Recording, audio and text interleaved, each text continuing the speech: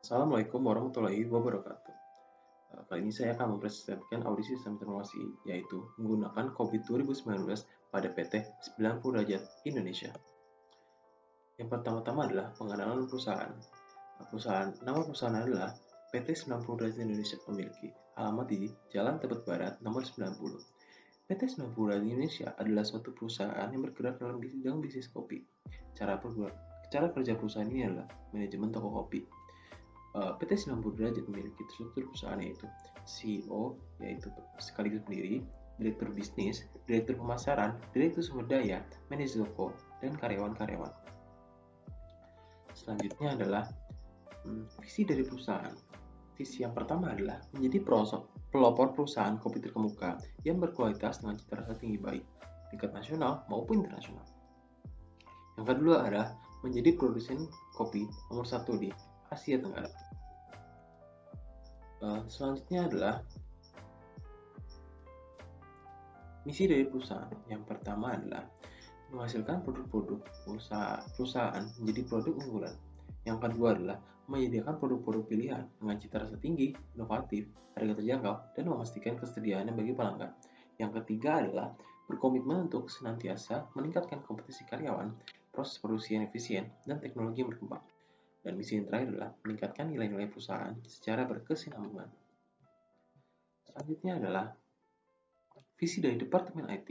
Visi dari Departemen IT adalah membantu kinerja dan divisi-divisi yang ada di perusahaan menggunakan teknologi dan informasi agar tercapainya tujuan bersama. Selanjutnya adalah misi dari Departemen IT. Misi yang pertama adalah mengoptimalkan sumber daya yang ada pada perusahaan agar dapat digunakan. Menggunakan sumber daya yang ada. Yang ketiga adalah mengkonfigurasikan proses yang berjalan untuk mencapai tujuan dari perusahaan. Selanjutnya adalah penentuan domain. Untuk melakukan penentuan domain, kita harus menggunakan desain faktor. Desain faktor yang pertama adalah enterprise strategi atau strategi di perusahaan. Yang kedua ada enterprise goal. Desain faktor ketiga adalah risk profile. Desain faktor keempat adalah IT related issues. Yang pertama yaitu desain faktor. Desain faktor yaitu mengidentifikasi strategi yang digunakan pada perusahaan di mana didapatkan dari hasil wawancara dengan CEO pada perusahaan tersebut, sehingga didapatkan hasil sebagai berikut, yaitu pelayanan memiliki nilai sebesar 4, keuntungan memiliki nilai sebesar 5, inovasi memiliki nilai 3, pertumbuhan memiliki nilai 4.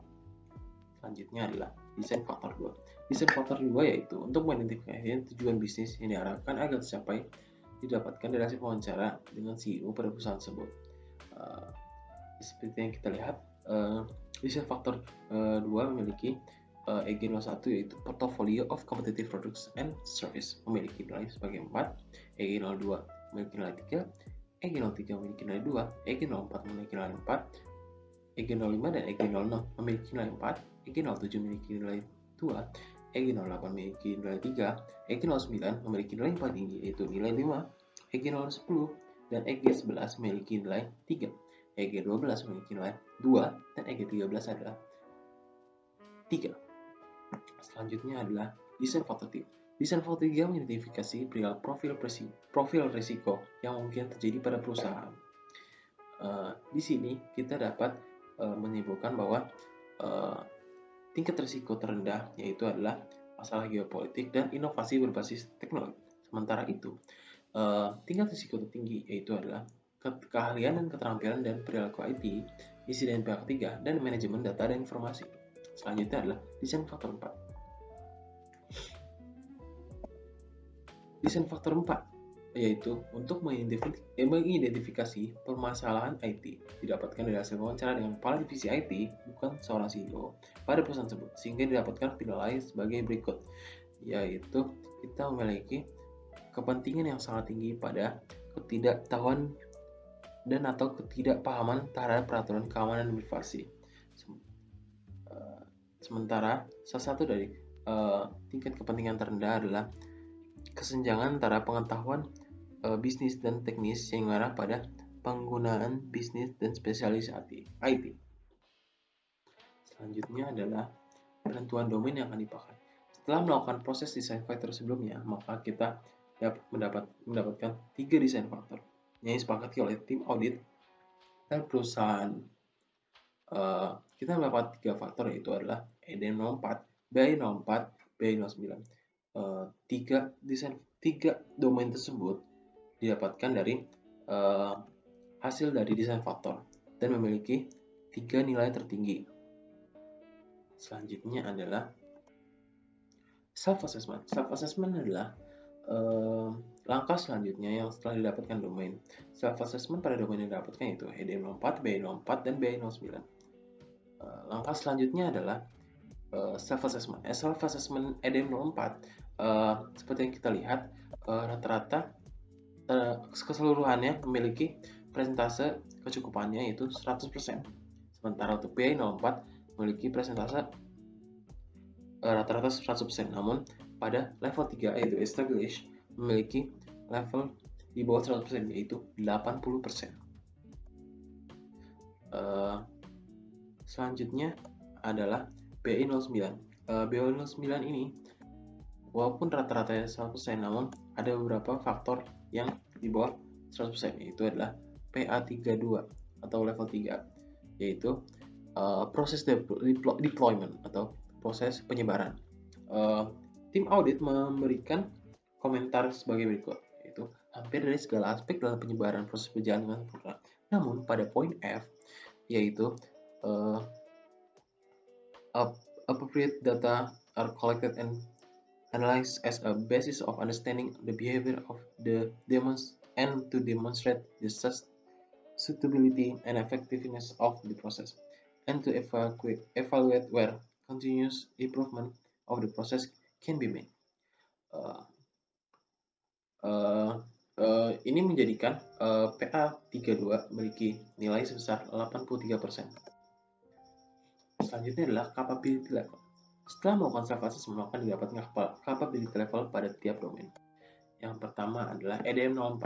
EDM04 seperti yang kita lihat rata-rata memiliki capability level 100%, yaitu fully achieved. Selanjutnya adalah BI04. Di BI04 ini ada yang 60% dan ada yang 8%. Pada PA31 8% dan PA51 yaitu 60%. Selanjutnya adalah BI09. Di BI09 ini terdapat PA42 yang memiliki capability level yang mencapai hanya 40%. Hal ini lalu memiliki tiga level yang masih belum sempurna 100%, yaitu level 3 dan level 5. Selanjutnya adalah analisis. Setelah tahap self-assessment, kami para auditor telah didapat nilai capability level. Maka dilakukan analisis dengan melihat subdomain yang ada pada setiap domain. Nilai-nilai yang ada pada self-assessment didapatkan dari kondisi perusahaan saat ini. Dalam hal ini, perusahaan memiliki target-target yang ingin capai, dan target-target tersebut harus disesuaikan dengan kapasitas perusahaan. Nantinya, perusahaan akan diberikan beberapa rekomendasi untuk membantu dalam mencapai target-target tersebut. Selanjutnya adalah gap analysis. Di domain EDM04 memiliki kondisi yaitu 4, namun tingkat yang diharapkan adalah 5. Jadi, EDM04 memiliki gap 1, sementara BI04 memiliki gap 2, dan BI09 memiliki gap 1. Selanjutnya adalah rekomendasi dari auditor.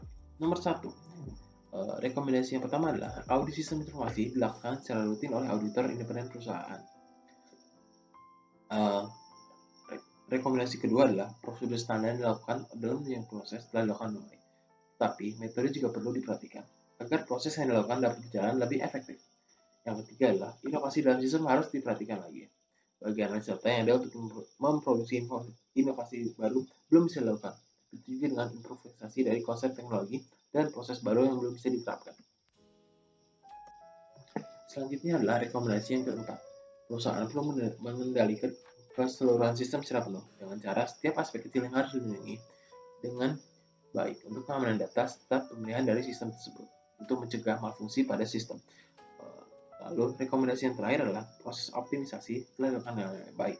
Namun aspek perubahan yang diusulkan belum dapat dinilai dari proses standar yang telah dilakukan. Hal ini perlu diperhatikan lebih lanjut karena berhubungan dengan efektivitas proses. Yang selanjutnya adalah kesimpulan. Framework yang digunakan dalam proses audit sistem informasi PT 90 derajat Indonesia yaitu menggunakan COVID 2019 menghasilkan